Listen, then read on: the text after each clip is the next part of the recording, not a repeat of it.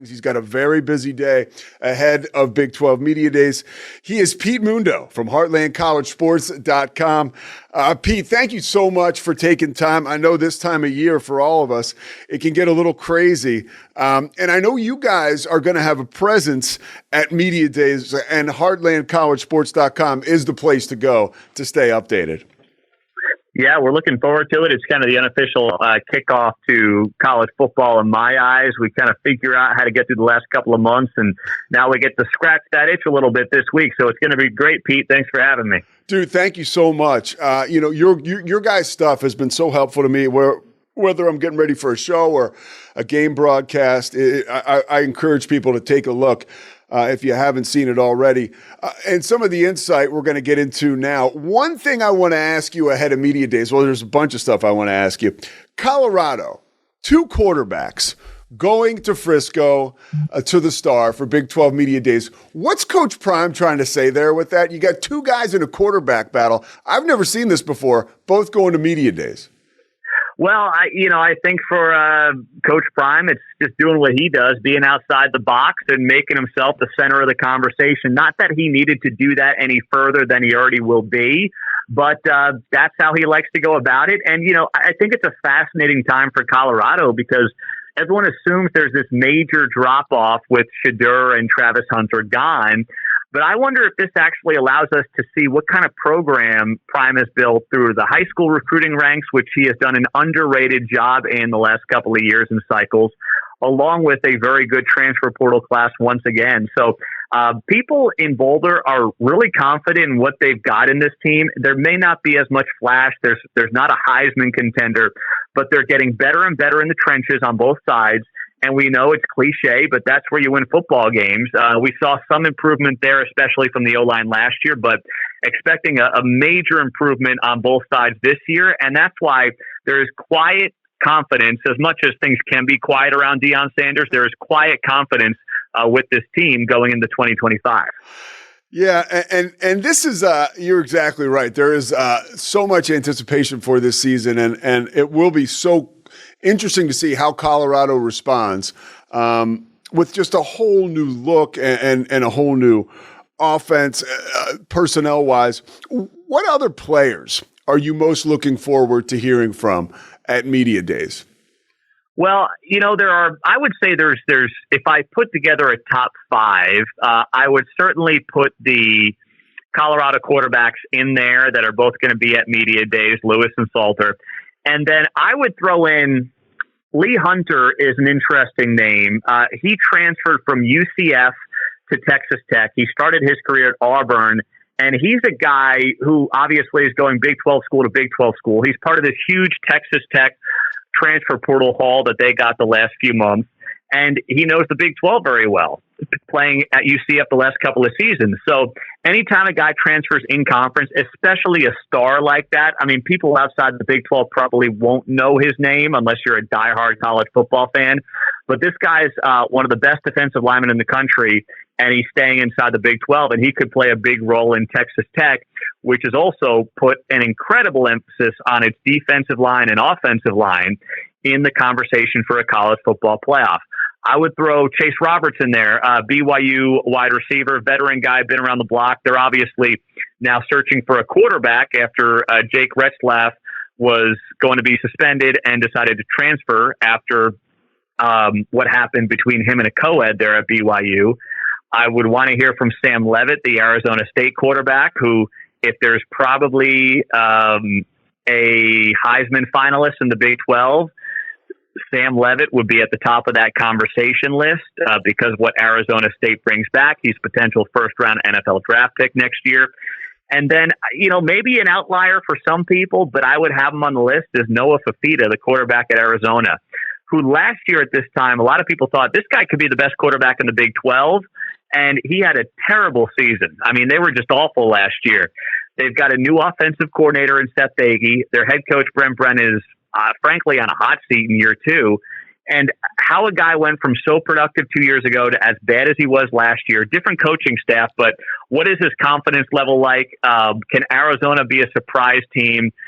And a lot of it will be based on whether or not Noah Fafita finds his 2023 form. So that would be, just off the top of my head, Pete, the top 5 on that list. So you mentioned 3 quarterbacks there and a quarterbacking situation at BYU. You know, we're in Central Texas, so we can be a very captive audience here. But can't be denied, Sawyer Robertson's rise has been certainly impressive, and there's a lot of hype around him coming in to this season. Someone like you with maybe a clearer perspective, what do you expect from Sawyer Robertson this season? And going into media days, is the hype worth it?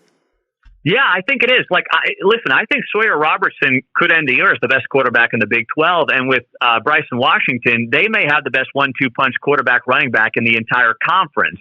But I just wouldn't put him as like the most intriguing guy to talk to at media days this week. But I think the Baylor, if you want to call it the hype machine in Central Texas, especially in Waco, I think it's warranted based on how they ended last season.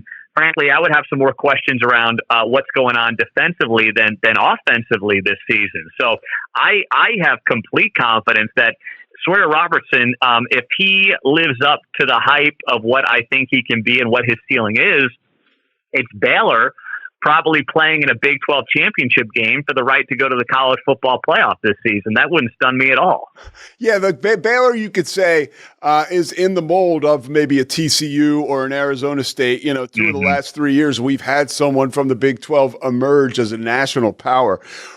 Outside of Baylor, who could be that sleeper this year in the Big 12 that all of a sudden around January we're looking at these guys and they're still dancing, and we never expected that?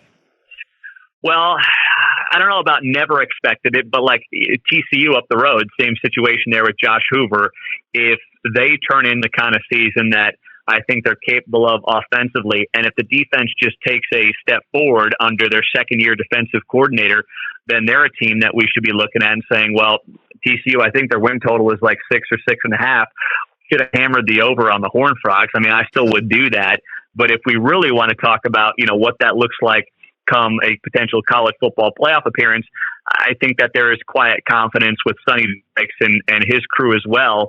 I mentioned Colorado, and if things just work at some of the positions of need, skill position wise, if they are as good in the trenches as people project them to be, that may be a surprise as well. And I would put Kansas on that list. I mean, Jalen Daniels comes back, and if you remember, Jalen Daniels, their quarterback, was hurt on and off for 2 years prior to 2024.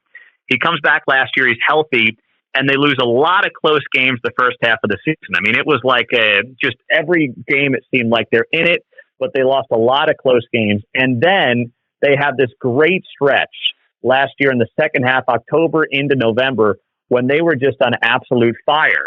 And they beat 3 ranked teams in a row. They had a great finish to the season.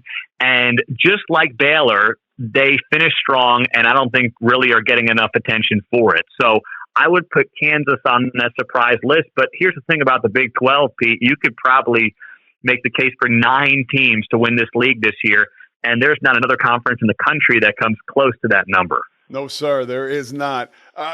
From coaches, the coaching perspective heading into media days, 2 guys that we know but haven't seen in a while, right? Scott Frost and Rich Rod. Both of, especially Frost, we've never seen him win at the Power 4 level, really, because UCF, they weren't, you've talked about this, they weren't a Power 4 when he had such great success. Rich Rod, it would just be interesting to see him coming from Jack State, how he reintegrates into West Virginia and the competition in the Big 12. Which coach and which program do you see as more likely to experience success this year? Well, this year it would be West Virginia. I think they brought in 50 transfer portal players, and they at least have a quarterback returning in Nico Marchiol, who has done it. So UCF is going to be starting a new guy and a new quarterback. So if I've got to take one of these guys, it will be Rich Rod, just bringing some more energy to the program, hitting on a bunch of transfers, and also having a quarterback who just has played at the D1 Power 4 level and takes that next step. So of the 2 of them, I would take West Virginia for this year. But I do think UCF can be a sleeping giant in this conference because of, first off, geographically, proximity to high-end talent, the fact that the alumni base is massive and growing, the amount of money that can be put into that program and NIL.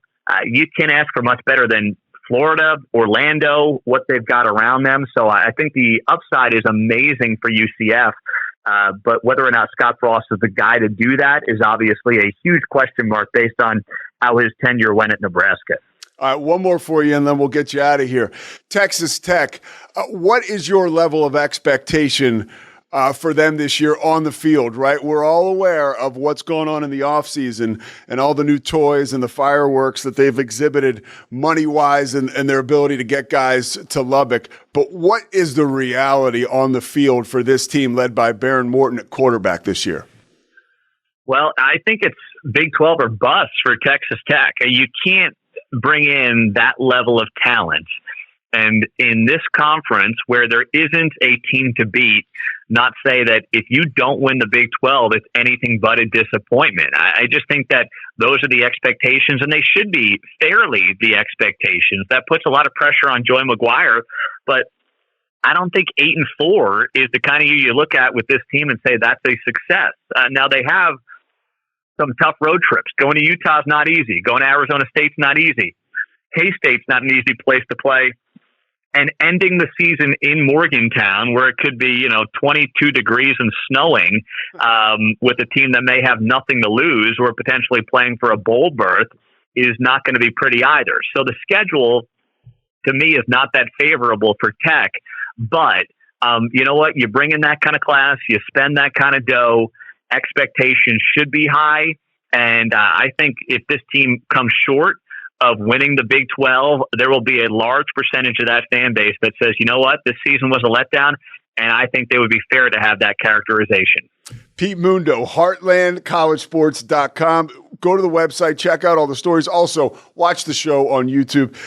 You're getting us through the dog days of summer, Pete, so I appreciate it, dude. And I'll be looking for your guy. Who is going to be up in Frisco for you guys? We'll have our guy Matthew Poston there. He does a lot of the feature writing for us. So, yeah, if you need to hear from him, just reach out and we can get you guys connected. All right, thank you so much, Pete. Appreciate you, dude.